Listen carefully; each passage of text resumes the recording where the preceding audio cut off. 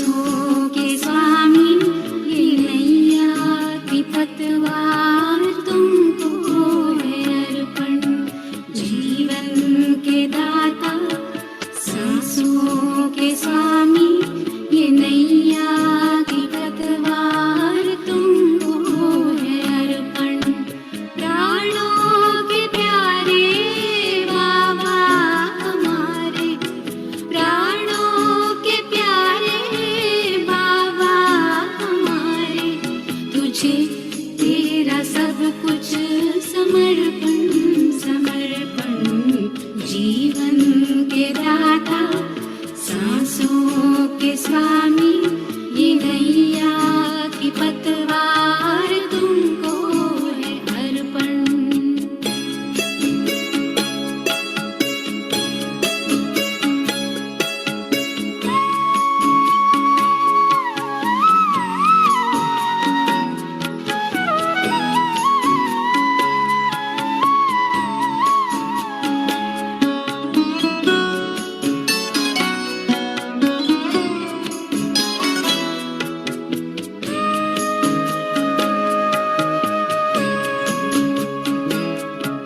सदा के साथी सच्चे सहारे, तेरे थे तेरे हैं तेरे ही रहेंगे।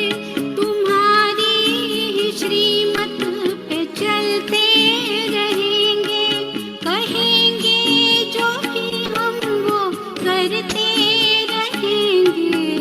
दिल के दिलाराम दिल से हम कहते, दिलों जान से बाबा तुझ पे है अर्पण।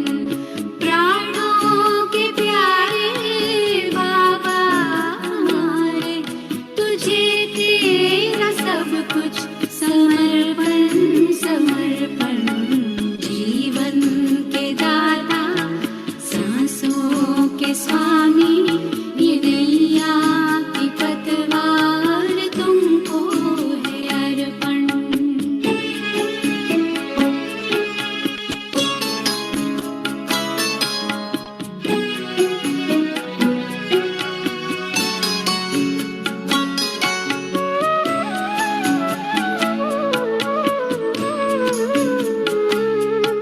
नहीं पास अपने है देने के काबिल, दाता विधाता को क्या दे सकेंगे। किए तूने हम पर है एहसान इतने, के जीवन भी देकर चुका ना सकेंगे। कि जीवन भी देकर चुका ना सकेंगे। ये मैंपन मेरापन, ये कखपन ये जीवन, ये संकल्प हर बोल अर्पण है धड़कन।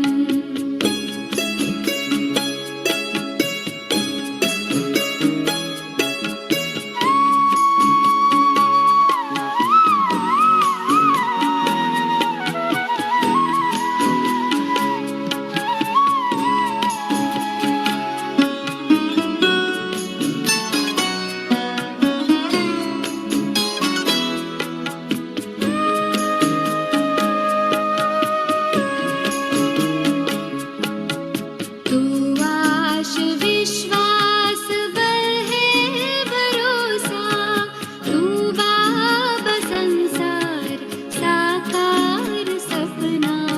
अगर टूटती सांस काम आए तेरे, अहो भाग्य जीवन बने धन्य अपना। यही एक अरमा है दिल में हमारे, कि हम में दिखे तू बने सदर्पण।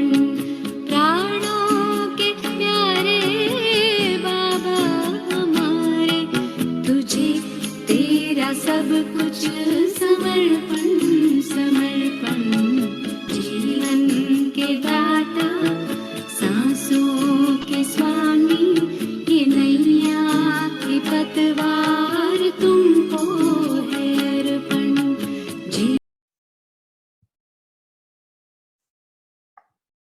शांति।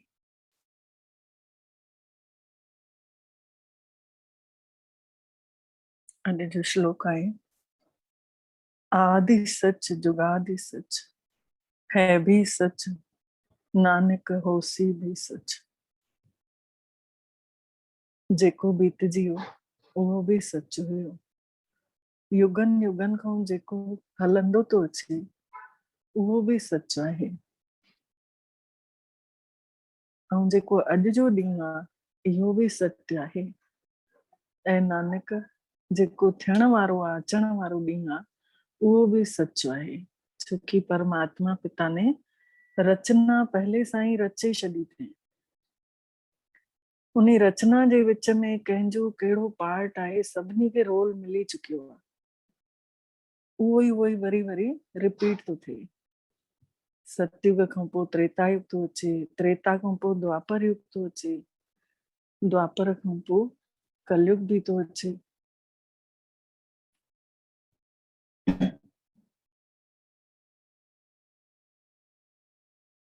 त कलयुग खां पोइ संगम युग भी थो अचे। संगम कंहिंखे चईंदासीं? कलयुग में रहंदे हुए अगर असांखे ज्ञान मिले थो ऐं ज्ञान ॿुधी ॿुधी करे असां पंहिंजा कर्म सुधारदे था वञूं त समझो पाण संगम ते अची वियासीं। ॾाढा बुरा भी न चवराईंदासीं कलयुग वारा, ऐं ॾाढा सुठा भी न चवरायूं था, छोकी अञा पूरी सच्चाई अंदर न खई अथसीं। त इहो 5000 सालनि जो चक्कर बार बार इहो ई रिपीट थींदो रहंदो 1250 सालनि जो हिकु युग चइबो आहे। जीअं हफ़्तो 7 ॾींहंनि जो थींदो आहे, महीनो 3 ॾींहंनि जो थींदो आहे, ऐं साल 365 ॾींहंनि जो थींदो आहे। त 1250 सालनि जो हिकिड़ो युग बीतदो आहे। त सतयुग 1250 सालनि जो, त्रेता युग 1250 वर्षनि जो, द्वापर 1250 वर्षनि जो, ऐं कलयुग 1250 वर्षनि जो। त 5000 सालनि में 100 साल आख़िरी जा जंहिंखे पाण संगम था चऊं, इन्ही में परमात्मा पिता हिन संसार में लहंदा आहिनि।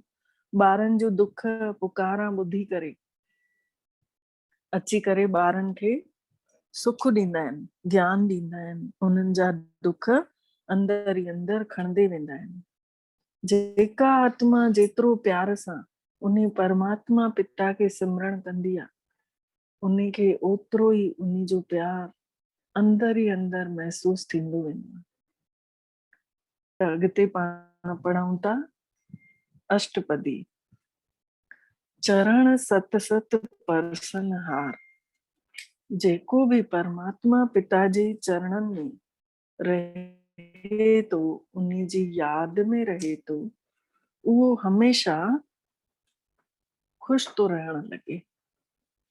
चरणनि जेको झुकी करे हले तो, संसार वारनि सां भी ऐं परमात्मा पिता जी याद में भी तो रहे। पूजा सत सत सेवदार, इहो भी हिकिड़ो सतकर्म आहे। उहो स्थिर तो थी वञे इंसान, उन्ही जे अंदर धैर्य तो अची वञे, उहो सेवाधारी तो ठही वञे। दर्शन सत सत पेखन हार। परमात्मा पिता जो दर्शन करण भी हिकिड़ो सतकर्म चवराईंदो आहे। नाम सत सत ध्यान हार। जे नाम जो सिमरण करण वारो जेको भी ध्यान कंदो आहे परमात्मा पिता जो, उहो भी सतकर्म चवराईंदो आहे। आप सत सत सब धारी। पाण परमात्मा सच आहे ऐं ॿियनि खे भी सच्ची सृष्टि जी अंदर इहा धारणा कराइण लाइ हिते आयल आहे।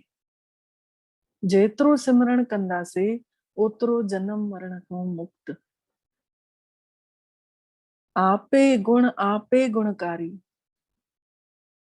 पाण गुणवान आहे परमात्मा पिता, ऐं हिन सृष्टि ते रहण वारा जेके ॿार उन खे सिमरण था करनि, उहे भी गुणवान था थींदा वञनि पिया। शब्द सत सत प्रभु भक्ता। जेको परमात्मा पिता जो ध्यान धरे तो, उन्हीं जो उच्चारण करे तो, उन्हीं जे वचननि जो, उहो धैर्यवान थींदो वेंदो आहे। उन्हीं जे अंदर स्थिरता ईंदी वेंदी आहे। सुरत सत सत जस संता। ऐं जेको परमात्मा पिता जा यश ॿुधे तो, उन्हीं जा महिमा तो ॿुधे, ध्यान तो लॻाए, सुरत बि लॻाए तो, त उहो बि तरी वेंदो आहे हिन संसार में। बूझण हार कहो सत सभु होए। जेको सम्झण वारो आहे, पर उहो स्थिर थींदो वेंदो। ॾींहों ॾियारी उन्हीं जे अंदर धैर्यता वधंदी वेंदी, धीरज वधंदो वेंदो। नानक सत सत प्रभु सोए। ऐं नानक अहिड़ो बंदो सत्य स्वरूप ऐं स्थिर थी वेंदो। सत स्वरूप हृदय जिन मानिया। जंहिं उन्हीअ सचे स्वरूप खे पंहिंजे हृदय में वसाए वरितो तंहिं, करन करावन तिन मूल पछानिया। उन पहचाने वरितो तंहिं कि संसार जो करण कराइण वारो मुंड खां वठी उहो परमात्मा पिता ई आहे, जंहिं उन्हीं सच्चे निराकार स्वरूप खे सुञाणे वरितो तंहिं। जाके हृदय विश्वास प्रभु आया। जंहिंजे हृदय में परमात्मा पिता जे प्रति विश्वास अची वियो आहे, तत्व ज्ञान तिस मन प्रगटाया। तत्व माने सार, सॼे ज्ञान जो सार उन्हीं जे मन में अची प्रगट थींदो वेंदो आहे, सम्झ ईंदी वेंदी आहे। उन्हीं जी ॿुधी खुलंदी वेंदी आहे, विवेक जागृत थींदो वेंदो आहे। ॿुधी जे अंदर विवेक हूंदो आहे, उहो प्रगट थींदो वेंदो आहे। भयते निर्भव होए बसाना। जेको माण्हू डिॼंदो रहंदो आहे, उहो निर्भय थी करे रही वेंदो आहे। परमात्मा पिता जे सिमरण सां उन्हीं जे अंदर निर्भयता ईंदी वेंदी आहे। जिस ते उपजिया तिस माहि समाना। उन्हीअ बंदे ॼाणे वरितो तंहिं कि परमात्मा पिता सां ही हिन संसार जी उत्पत्ति थी आहे, ऐं आत्मा उन्हीं सां ही मिलण लाइ हिन महिल आतुर पई आहे, ऐं उहा उन्हीं ॾे ई वेंदी। बसत मां ही ले बसत गॾाई। जीअं शयूं शयुनि सां मिली वेंदियूं आहिनि, पाणी पाणी सां मिली हिकु थी वेंदो आहे, ताको भिन्न न कहना जाई। परमात्मा पिता जो जहिड़ो स्वरूप आहे, ओड़ो ही आत्मा जो बि स्वरूप आहे। उहा अलॻि कोन्हे, लेकिन संसार में अची मेरी थी वई आहे, त इन करे उन खे अलॻि कीअं चई सघंदा आहियूं। ताको भिन्न न कहना जाई। बूझे बूझण हार विवेक। सम्झण वारा पंहिंजे विवेक सां इन ॻाल्हि खे सम्झी सघंदा आहिनि। नारायण मिले नानक एक। ऐं नानक उहो हिकु रूप थी मिली सघंदो आहे उन परमात्मा पिता सां। उन निराकारी स्वरूप सां निराकार थी करे उहा आत्मा मिली सघंदी आहे। ठाकुर का सेवक आज्ञाकारी। परमात्मा पिता जो जेको सेवक हूंदो आहे, उहो आज्ञा जे अंदर हूंदो आहे। ठाकुर का सेवक सदा पुजारी। हमेशा उहो परमात्मा पिता जे लाइ भक्तिअ में मगन अॻिते हूंदो आहे। ठाकुर के सेवक के मन परतीत। उन्हीं जे अंदर परमात्मा पिता जे प्रति मन में प्रीत जुड़ियल हूंदी अथसि। ठाकुर के सेवक की निर्मल रीत। उन सेवक जी ऊंचू ऊंचू मर्यादाउनि जे अंदर उहो रहंदो आहे, निर्मलता सां रहंदो आहे, स्वच्छता सां रहंदो आहे, मन में काई मैल न अचण ॾींदो आहे। ठाकुर को सेवक जाने संग। उन्हीं जा सेवक हर समय सोचदा आहिनि मुंहिंजे अंग संग आहे परमात्मा पिता, छोकी उहे उन स्वरूप में रहण लॻंदा आहिनि, आत्मा जे स्वरूप में। त आत्मा जो जीअं पंहिंजो पाण खे अंदर स्वरूप सम्झूं था, तीअं ई परमात्मा पिता यादि ईंदो आहे, उहो त सहज थी वेंदो आहे। प्रभु का सेवक नाम के रंग। जेको परमात्मा पिता जो सेवक आ उहो नाम जे रंग में मस्त पियो हूंदो आहे, मौज में मस्त पियो हूंदो आहे। जंहिंमहिल ख़ाली थींदो तंहिंमहिल वेही रहंदो सिमरण करण, रोटी पाणी कंदे उहे बि उन खे गॾु गॾु सिमरण करण जी आदत थी वेंदसि, त जंहिंमहिल वेहंदो त उन जो सिमरण अञा तेज थी वेंदो। सेवक कहो प्रभु पालण हारा, अहिड़े सेवक खे पाण परमात्मा पिता पालना ॾींदा आहिनि। सेवक की राखे निरंकारा, उन जी लॾ पत उहो निराकार पाण उन खे रखंदो आहे, छत्र छाया में, पंहिंजी छत्र छाया में रखंदो आहे। सो सेवक जिस दया प्रभु धारे, जंहिं सेवक जे मथों परमात्मा पिता ने दया दृष्टि रखी, रखदा त सभिनी जे मथों आहिनि, पर जेको ॾींहं राति तो उन खे पुकारे, नानक सो सेवक सांस सांस समारे। ऐं नानक अहिड़ा बि सेवक आहिनि जेके श्वासो श्वास उन परमात्मा पिता खे संभालदा था रहनि, अंदर ई अंदर नाम जे नाले में मस्त लगा पिया आहिनि। अपने जन का पर्दा ढाके, पंहिंजे ॿारनि जी पाण लॼ रखंदो आहे, उन खे ढकींदो आहे। अपने सेवक की सर पर राखे, पंहिंजे सेवकनि खे ऊंचो रखणु चाहींदा आहिनि परमात्मा पिता। जेको जेतिरो सिमरण करेसि तो उन खे ओतिरो अॻिते वधाईंदे था वञनि। अपने दास को दे वॾियाई, उन्हनि खे सम्मान था ॾे वधाइनि, संसार में उन जो मान सम्मान वधंदो थो वञे। अपने सेवक को नाम जपाई, पंहिंजे सेवक सां नाम जो सिमरण उहो कंदो तो रहे, उहो बंदो ऐं परमात्मा जी रहमत सां ई तो करे, उहो पंहिंजे मन सां न करे सघंदो। उन जी कृपा दृष्टि, उन जी करुणा उन जे मथों बरसे थी, तॾहिं उहो करे थो पियो। अपने सेवक की आप पत राखे, पंहिंजे सेवक जी पाण इज्जत रखंदा आहिनि, लॼ रखंदा आहिनि। चईंदा आहियूंसि न भॼननि में आहे न, तूं लॼ रखजांइ मुंहिंजी पत रखजांइ, मूं ते दया कंजांइ दातार तूं, मूं ते रहमत कंजांइ करतार तूं। त उहो पंहिंजो पाण इज्जत रखंदो आहे, पंहिंजो पाण लॼ पत रखंदो आहे पंहिंजे सेवक जी, उनखे चवण जी जरूरत न पवंदी आहे। माता पिता आहे न, त माउ पीउ खे कॾहिं चइणो पवंदो आहे छा कि मम्मी मुंहिंजो हे कमु कर? माउ पीउ त पाण ई वीचारा सॼो ॾींहुं कंदे रहंदा आहिनि। ताकि गत मित कोई न लाखे,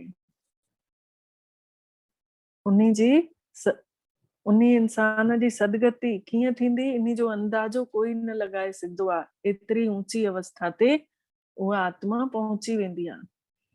प्रभु के सेवक को न पहुचे, कोई न पुॼी सघंदो आहे, कोई न समझी सघंदो आहे।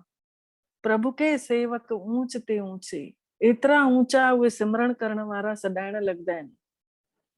जो प्रभु अपनी सेवा लाया, जंहिंखे परमात्मा पिता पाण पंहिंजी सेवा में लॻाए रखियो अथऊं, नानक सो सेवक दह दिस प्रगटाया। ऐं नानक अहिड़ा सेवक संसार जी ॾहनी दिशाउनि में प्रगट थी वेंदा आहिनि। नीकी कीरी मह कल राखे, नंढड़ो सो हिकिड़ो कीड़ो हूंदो आहे, उन्ही खे बि ताक़त भरण वारो परमात्मा भस्म करे लश्कर कोट लाखे। चइनि था अगरि चाहे त उहो कीड़ो बि करोड़नि खे नाश करे सघंदो आहे।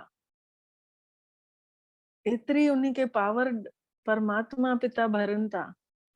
जिसका सांस न काढत आप, जंहिंजो सांस नथो निकिरी सघे, मुंधल आहे, न हेॾों जो आहे न होॾों जो आहे, ताको राखत देकर हाथ, उन्ही खे पाण परमात्मा पिता रहमत करे हथ रखदा आहिनि।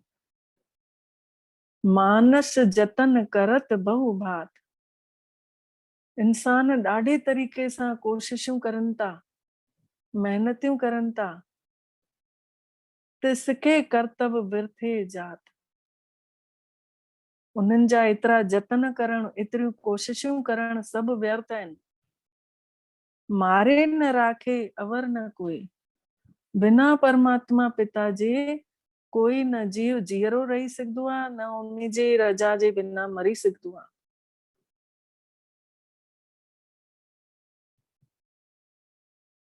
मारे न राखे अवर न कोई। सर्व जियां का राखा सोए।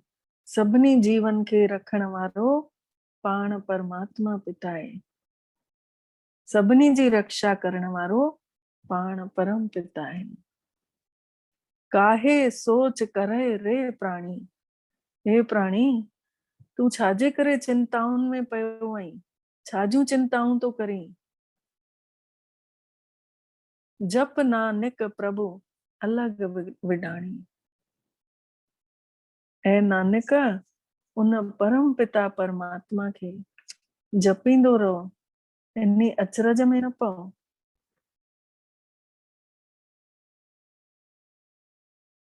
जंहिंजो अंत न पाए सघूं, अलख अभेव पूरण प्रताप जंहिंखे चयो वियो आहे। जप नानक प्रभु अलख विडाणी। बारंबार बार प्रभु जपिए। बार बार उथदे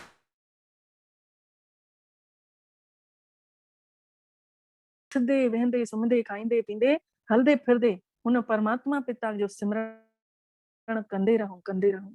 पी अमृत इहो मन तन द्रपिए। इहो ज्ञान रूपी अमृत रोज पींदे रहंदासीं, रोज धोपदे रहंदासीं, आत्मा धोपदी रहंदी अंदर ई अंदर। मन धुलाई थींदो, तन शुद्ध थी वेंदो हिन ज्ञान रूपी अमृत सां। जेतिरो पाण प्रभु जो नालो सिमरण थींदो रहंदो, ओतिरो आत्मा अंदर ई अंदर धोपदी वेंदी। नाम रतन जिन गुरमुख पाया। जंहिं गुरमुखनि उन नाम रूपी रतन खे, उन परमात्मा पिता जे नाम रूपी धन खे पाए वरतो अथऊं, तिस कछु अवर नाही दृष्टाइया। उन्हनि खे ॿियो कुछ बि नज़र ई नथो अचेनि सिवाय परमात्मा जे। एॾी उन्हनि खे लगन लगी वई आहे। नाम धन नामो रूप रंग। सभु कुछ उहे नाम खे ई धन समझनि, नाम जे ई रंग में रंगजी विया आहिनि। नामो सुख हर नाम का संग।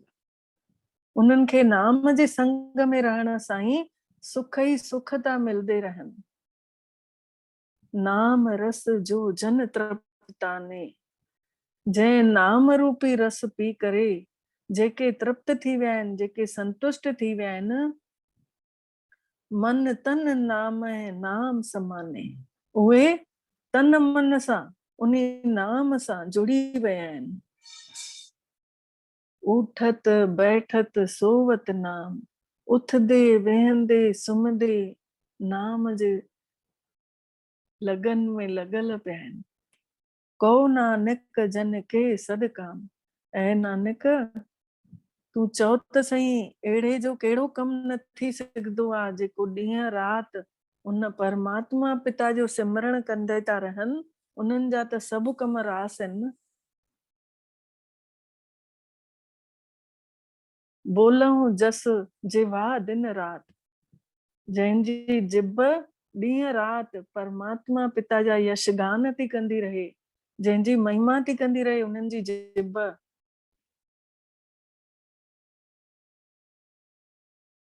प्रभु अपने जन कीनी दात। उन्हनि जे मथों परमात्मा पिता ने पाण उन्हनि खे दात ॾिनी अथई, पाण उन्हनि जे मथों रहमतां वरसायूं अथई, जेके ॾींहं राति परमात्मा पिता जा गुणगान था कंदा रहनि। करें भगत आतम के चाहे। उहे बंदा भक्ति भी करनि था न, ॾाढे उमंग उत्साह सां। उहा आत्मा चाहना सां उन्ही खे भक्ति था करनि, चाहना सां था यादि करनि। प्रभु अपने स्यो रहे समात। परमात्मा पिता के उहे पंहिंजे साण गॾु था महसूस करनि कि उहो असांजे अंग संग आहिनि। जो हो आ हो वत सो जाने। जेको थियणो आ उहो त थींदो ई, उहो त ॼाणे थो पियो परमात्मा पिता कि जेको रचियल आ। प्रभु अपने का हुकुम पछाने। बस असांखे प्रभुअ परमात्मा पिता जे हुकुम खे पहचाने करे मने वञिणो आ। तिसकी महिमा कौन बखानो। परमात्मा पिता जी महिमा केर बखान करे सघंदो आ। सरस्वती माता अगर सॼे जंगलनि खे कलम ठाहे, सॼी धरती खे अगर कागज ठाहे, सॼे समुद्र खे स्याही ठाहे, त उन्ही जी महिमा न लिखी सघंदी आ। तिसका गुण कहे एक न जानो। उन्ही जो हिकु गुण जो वर्णन न करे सघंदा आहियूं, एतिरो उहो भरपूर आहे। परमात्मा पिता एतिरा भरपूर आहिनि कि उन्ही जे हिकु गुण जो बि वर्णन न करे सघंदा आहियूं।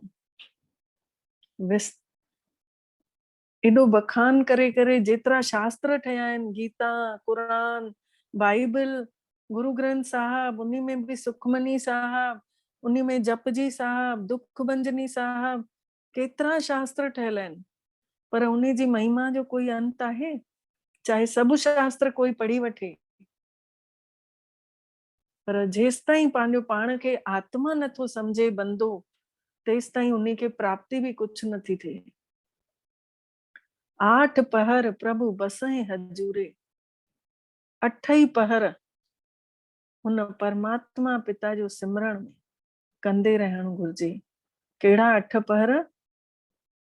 अमृत वेलो असुर जो 3 बजे खां पौणी 5 बजे ताईं हिकु पहर।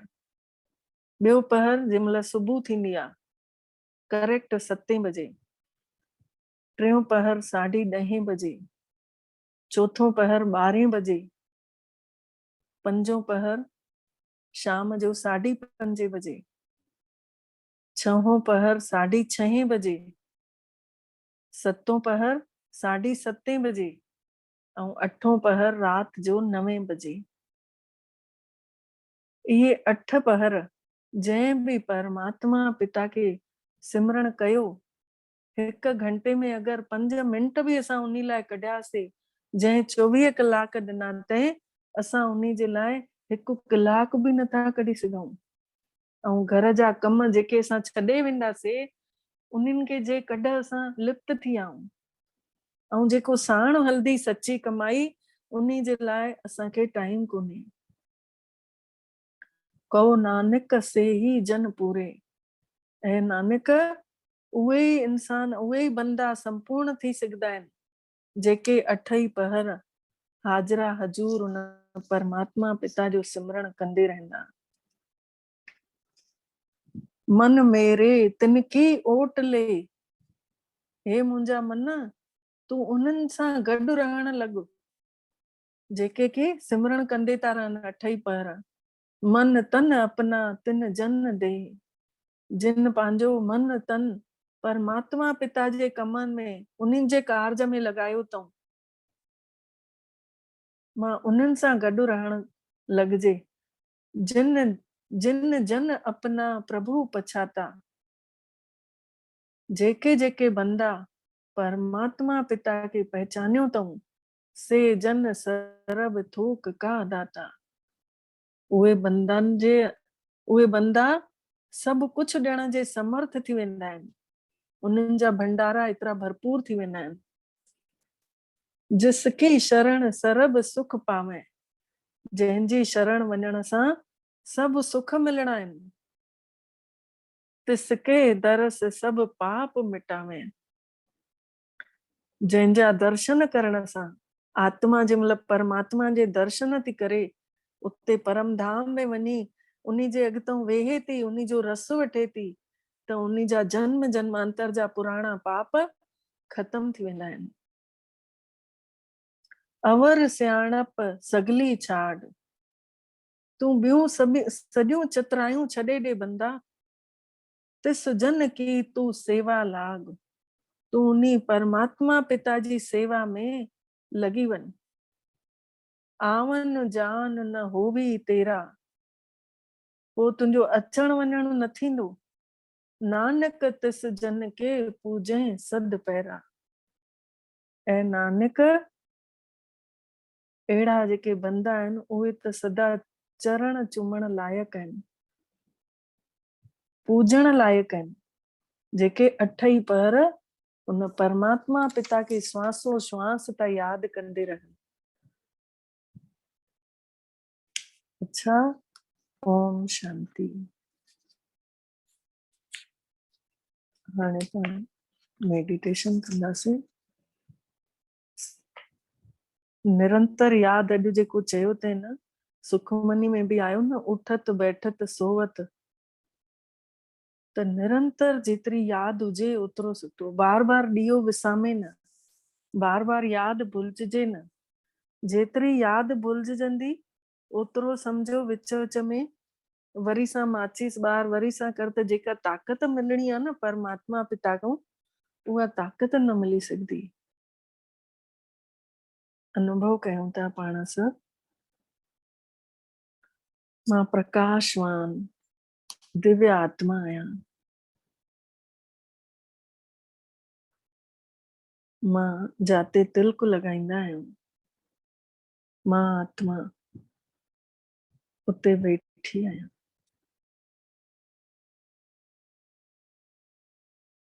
शक्ति जे रूप में हिन शरीर जी मां आत्मा मालिक आहियां। मां आत्मा बरदड़ चिराग आहियां। हे शरीर हिकिड़ो डॿी आहे, हिन डॿी में मां हीरो वेठो आहियां। हे शरीर मंदिर आहे, हिन मंदिर जी मां आत्मा मूर्ति आहियां। मां अजर अमर अविनाशी स्वरूप आहियां। हे शरीर नश्वर आहे, हे शरीर कपड़नि वांगुर आहे, जंहिंखे मां पातो आहे। मां आत्मा हे शरीर पाए करे हिन घर में एक्टिंग करण आई आहियां। मां एक्टर आहियां।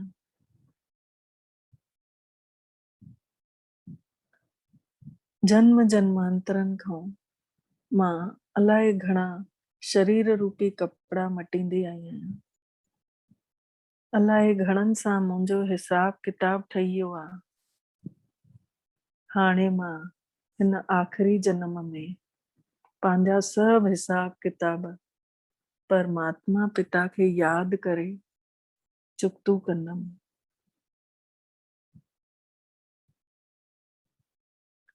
ऐं वापसि पंहिंजे पिता वटि हल्की थी करे वेंदमि।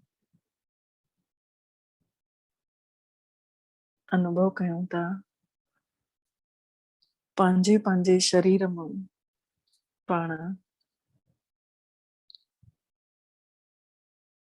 प्रकाशवान ज्योति स्वरूप आत्मा निकिरूं था। खुलियल आकाश में उॾंदे उॾंदे सितारनि वांगुर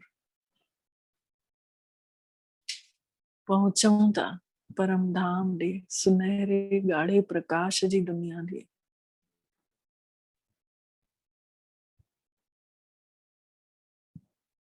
उन ॻाढ़े प्रकाश जी दुनिया में चारों तरफ सुनहरो सुनहरो प्रकाश फैलियल आहे। परमात्मा पिता जो शक्तिशाली किरणा सॼे ब्रह्मांड में फैलजल आहिनि। अनुभव कयूं था धीरे धीरे पहुंतासीं पाण मिठड़े बाबल वटि।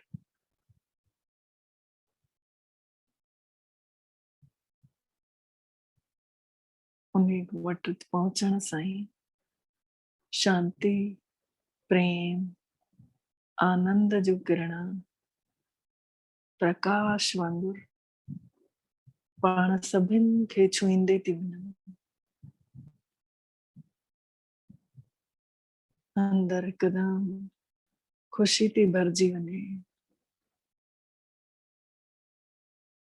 परमात्मा पिता जी छत्र छाया में पाण सभु वेठल आहियूं। जीअं उस मां माण्हू अची छांव में वेहंदो आहे, तीअं पाण सभु छांव में वेठा आहियूं, भगवान जी छत्र छाया में अनुभव कयूं था।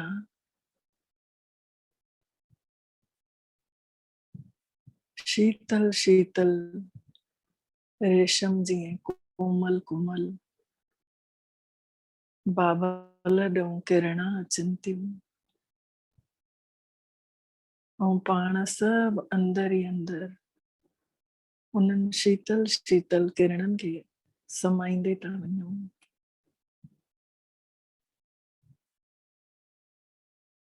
उन्हनि जो प्यार तो महसूस थिए। परमात्मा पिता निस्वार्थ प्यार इन्हनि किरणनि जे द्वारा अनुभव था कयूं। ऐं हिकु हिकु ॼणो मिठड़े बाबल सां ॿार ते चढ़ी वेंदा आहिनि। कंहिं महिल नक पकड़ंदा आहिनि, कंहिं महिल वार पकड़ंदा आहिनि। ईअं ई असां बि सभु हिकु हिकु करे बाबा सां खेॾण था लॻूं। खेॾंदे खेॾंदे उन्ही जे रंग में रंगजी था वञूं। एॾी मौज थी अची वञे, भुलिजी था वञूं कि संसार में बि वञिणो आहे। एॾो प्यार दुलार शांति जा वाइब्रेशन पाण सभिनी खे बाबा ॾींदे था वञनि। पाण सभु आत्माऊं संतुष्ट था थी वञूं।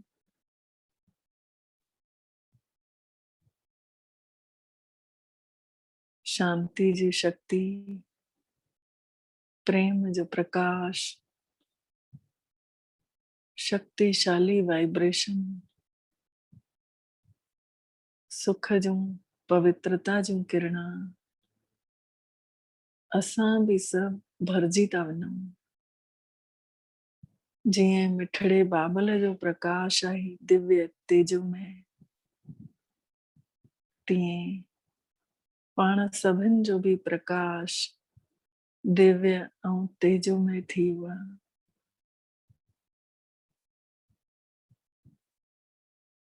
पाण सभु आत्माऊं बाबा जे अॻितां आम्हूं साम्हूं बीहूं था, हिक ॿिए खे इहो प्रकाश शक्तिशाली ॾियूं था ऐं वठूं था। जेके गुण मां में आहिनि उहे गुण तव्हां में अची वञनि, ऐं जेके गुण तव्हांजे अंदर आहिनि उहे गुण मां में अची वञनि। हिक ॿिए खे सकाश था ॾियूं। कंहिंजी कोई कमी कमजोरी नथा ॾिसूं। सभु सुठा आहिनि, सभु परमात्मा पिता जी संतानियूं आहिनि, सभु उन्ही जा बंदा आहिनि। पाण सभु हिकु परिवार जा भाती आहियूं। हिकु भाती ॿिए खे कुझु न चए थो, उन्ही जा गुण पंहिंजे अंदर भरींदे तो रहे, उन्हें जूं अच्छाइयूं तो ॾिसतो रहे। परमात्मा पिता पाण सभिनी खे निहारनि था। निहारते निहारते ख़ुशि था थियनि कि मुंहिंजा ॿार पाण में प्यार सां रहण लॻा आहिनि। प्यार में शक्ति थींदी आहे। कंहिंजा बिगड़ियल कम बि प्यार सां ठही वेंदा आहिनि। हे त भॻवान जो प्यार आहे। हिन प्यार खे मिठड़ा ॿार तव्हां संसार में वञी इस्तेमाल कंदव त तव्हांजा ॾाढा विघ्न ख़तम थी वेंदव, परेशानियूं ख़तम थी वेंदव। अनुभव कंदे कंदे पाण बाबा सां ॻाल्हायूं था। जोड़ा जोड़ा सभु आत्माऊं अलॻि अलॻि थियासीं। हिक ॿिए जी क्वालिटियूं हिक ॿिए में भरियूंसीं। बाबा खे साक्षी रखी करे बाबा जे अॻितां अची भरपूर थी करे उन्हनि खां विदाई था वठूं। बाबा चयूं हिक हिक गिफ्ट अॼु खणी वञो। जी बाबा, पाण सभिनी हिक हिक किरण बाबा जी पंहिंजी किरणनि सां जोड़े छॾीसीं। हिक शक्तिशाली सर्वशक्तिवान जी किरण, बाक़ी सब मास्टर सर्वशक्तिवान जी किरण। पाण सब लहूं था गॾु गॾु हिक गिफ्ट खणी करे। हाणे ये गिफ्ट पाण खे सभिनी खे संसार में वञी ॾियणी आहे। उन्हनि जा सभिनि जा गुण ॾिसंदासीं। लहंदे लहंदे पहुचूं था आसमान खां हेठि, धरती जाते पंहिंजो मिट्टी जी देह वेठल आहे। इन देह में अची करे पाण आत्माऊं समाइजी था वञूं ऐं पंहिंजो हलण हिकदमि धीरज वारो थी वियो आहे। ॻाल्हाइण हिकदमि थधो थी वियो आहे। कंहिंखे बि ॾिसूं था त उन्हनि खे ॻाढ़ो प्रकाश असांजी अखियुनि मां निकिरे थो, उन्हनि जी अखियुनि में पइनि थो। उन्हनि खे अंदर ई अंदर खीच थी थियनि परमात्मा पिता ॾे असां बि यादि करे वठूं। पाण उन्हनि खे ॾिसूं था मस्तक ते, उहे आत्माऊं था नज़र अचनि स्टार वांगुरु मस्तक ते वेठा आहिनि। गॾु गॾु परमात्मा पिता जी यादि सां रोटी ठही आहे। अनुभव कयूं था सच्ची दिल ते साहिब राजा परमात्मा पिता जी ॾिनल सेवा ते लॻल आहियूं। भगवान राजी थी विया आहिनि। धीरे धीरे इहो प्रकाश सॼे घर में थो पवंदो रहे। भगवान जी रहमत उन्हनि जी करुणा हिन घर जे मथां थी वई आहे। घर जो भाती भाती सब ख़ुशि थी विया आहिनि। सभिनि जे चेहरनि ते मुस्कान अचे। हे घर मंदिर तो नजर अचे, सुख शांति थी वई आहे। घर घर में जीअं ईअं वातावरण अची वेंदो त हे सॼो संसार ई स्वर्ग चवराईंदो। भगवान ने शुरूआत कराए छॾी अथई पंहिंजे ॿारनि सां। दिल दिल खे घुरदी आहे। अगर असांजी दिल परमात्मा सां सच्चे तरीक़े सां जुड़ियल आहे त उहो बि असां सां दिल सां गॾु रहंदा हमेशा।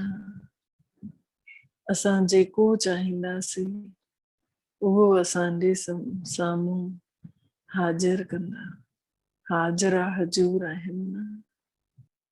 शुक्राना मिठड़े बाबल जा, पदम पदम गुणा शुक्राना, जंहिं असांखे अॼु अहिड़ो अनुभव करायूं। ओम शांति।